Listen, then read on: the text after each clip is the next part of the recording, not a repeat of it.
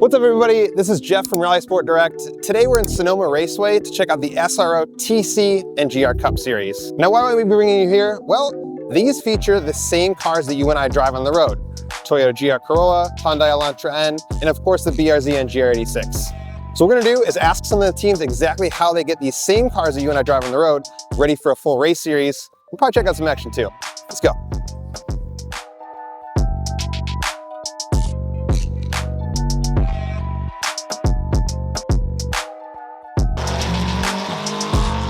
All right, after a long day, SRO TC is about to hit the track for their first race of the weekend, which is a sprint race. So it looks like the GR Corolla may or may not be on pole, followed by a whole gang of Hyundai Elantra Ns. So yeah, we're about to go hit trackside, see what they do out there, and hopefully bring some action.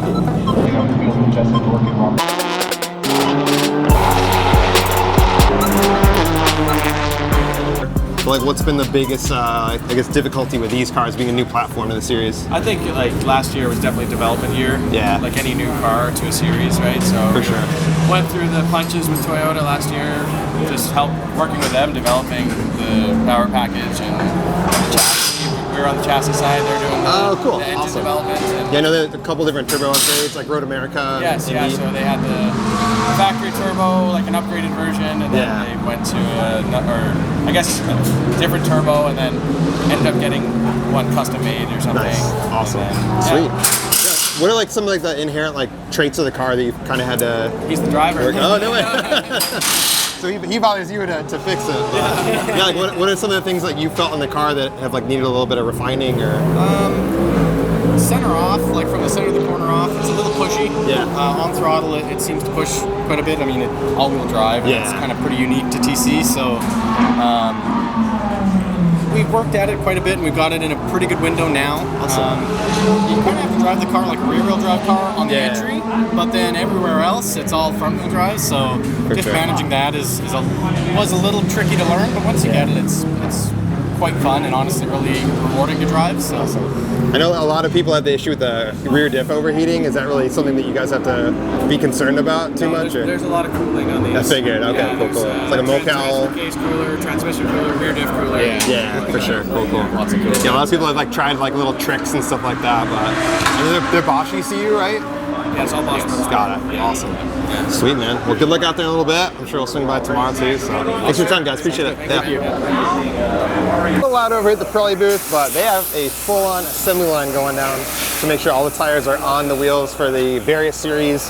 You can see a lot of wheels. We just saw that the GR Cup Series actually runs rotiform wheels, a forged monoblock. We got some BBS center lock wheels here, probably for GT3, GT4. So yeah, just cool to see. Oh, we got a tire running away. But all the happenings that go on, but I'm sure these guys stay pretty busy.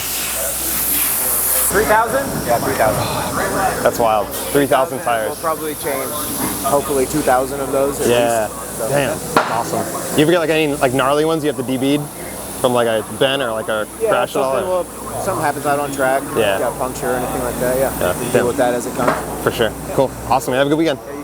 So all these tanks of nitrogen are for the air jack systems the cars use. They need this special gas instead of just normal compressed air to raise the car. What are some of the changes that you guys have seen necessary to make sure these things kind of withstand a race? I see oil cooler for sure. Oil cooler, yeah. We have baffled pan on them.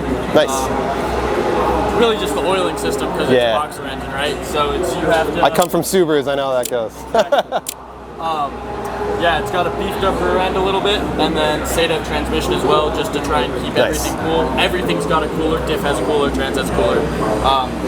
Running different fluids as well, just really try and maintain it. What oil do you guys run? Like 540 or 10 for 1550? We're running a 040 actually. Oh, no way. Still not too much heavier, but it adds just enough extra to the car that it really does help it. For sure. Especially with the extra capacity of a quart and a half from the cooler. Like having that with the baffled pan keeps these cars relatively cool and reliable. Awesome. So, factory ECU still, or? No. Yeah. Completely different ECU, different harness even from the street cars. Wow. So. Oh yeah, no, I'm seeing it. Yeah.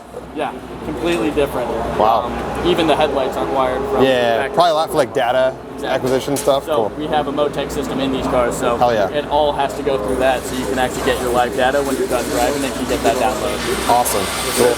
And as far as chassis goes, mostly just suspension and brake changes? Correct. So you have the stock 2.4 that comes in these cars, Yep. but different front brakes, rear brakes, Alcon front rear kit. shocks. Like I said, SADEV, sequential transmission, the differential different as well. Like the only thing that's stock on this car is going to be the actual engine from it. Awesome. Yeah. And with those upgrades, you guys seem to get some good reliability out of these, or? It's still inconsistent like Subaru, Fair, right? fair. You can run 2 years on one engine, be perfectly fine, and then run 2 races in a row and blow up 2 engines. Fair. But we're trying to get them to a point where they're as reliable as possible. Awesome. And do you guys know like how much feedback the series is able to provide Subaru or Toyota for the motor? Is it mostly? In what way are you asking? Sorry. I guess like giving feedback to try to make any like changes. No, but also the powertrain components, SADEV transmission, the engine, and the differential are all sealed. We're not allowed to open them and mess with the internals at all. Got it. So if we do and they see that seal's broken, instant you're out. you're out. So. Damn.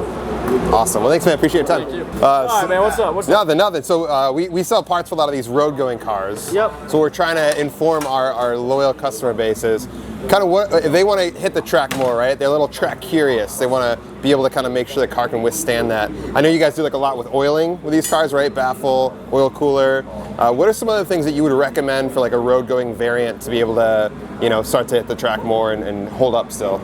Well, basically these cars are pretty much street, exact same thing that you're going to have on the road, with a few variations. So splitter, dampers, brakes, and the wing is pretty much the aftermarket stuff that we have on this. They're pretty much road-going cars. Yeah. Like 99% of the time.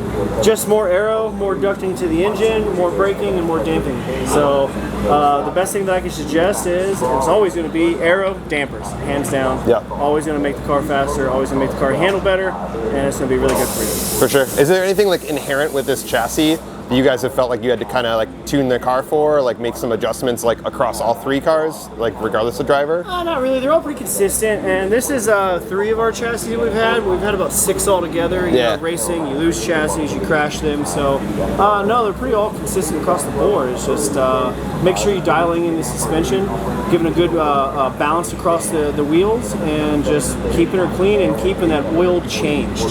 That adds more power. Fresh oil every time will always give you more power. We've dynoed these cars a few times and found that out when we used old oil, and then we went to the newer oil, so almost like every 2 sessions we change oil. Wow. More power every single time. We talked to one of the other teams, they're running 0-40, is that what you guys are doing as well? Yeah, we have to run the Mobile 1, so that's what we have in here. Got it, awesome. Cool.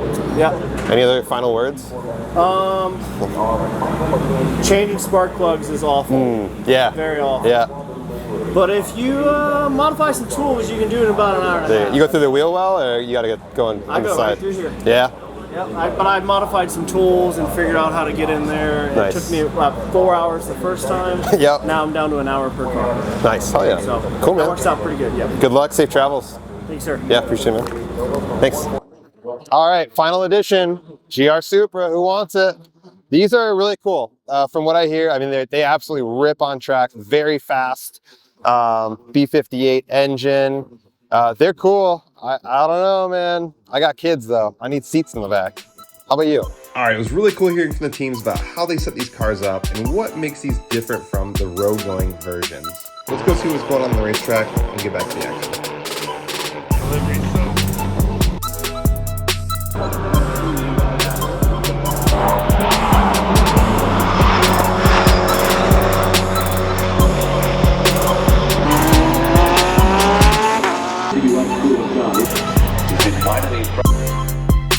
Jesse Dorkin.